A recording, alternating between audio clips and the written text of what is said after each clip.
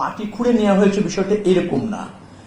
ওখানে যখন আপনার ব্রিজটা হয়েছে কিছু অবস্ট্যাকেল কিন্তু রাখা হয়, ওটা এক্সট্রা মাটি ছিল, এক্সট্রা ভাবে ভরাট করা ছিল অবস্ট্যাকেল তৈরি করার জন্য, অথবা কনস্ট্রাকশন কাজের সহায়ক হওয়ার জন্য। দেখবেন যে কোন সময় আপনি ব্রিজ করছেন, নদীর কিছু অংশটাকে কিন্তু মাটি ফেলছেন, পরে যখন ব্রিজ চালু হয়ে যাচ্ছে আবার সরিয়ে ফেলছেন, ওটা অস্থায়ী ভাবে ছিল। কিন্তু যেহেতু এই ধরনের একটা মেসেজ গিয়েছে, যার জন্য আমরা বন্ধ করে ওখানে গাছ লাগানোর চিন্তা করে দিয়েছি।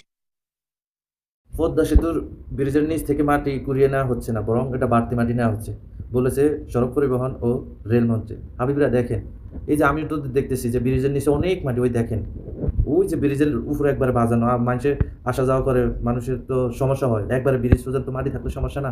এই যে দেখেন, এই জন্য মাটিগুলো কেটে নেওয়া হচ্ছে। আর আপনারা তো শুধু মানে বেশি কথা বলেন যে পদ্মা সেতুর ব্রিজ থেকে পিলারের নিচ থেকে মাটি নিয়ে যাচ্ছে, ওই সে দেখেন কি পরিমাণ মাটি। ব্রিজ সমান সমান মাটি থাকলে সমস্যা হবে না ব্রিজের, এই জন্য মাটি কেটে নেওয়া হচ্ছে। হাবিবিরা দেখেন না, আপনারা বেশি কথা বলেন যে মাটি পিলারের গোড়া থেকে নিয়ে যাচ্ছে, চুরি করছে, এগুলো আপনারা বেশি কথা বলেন।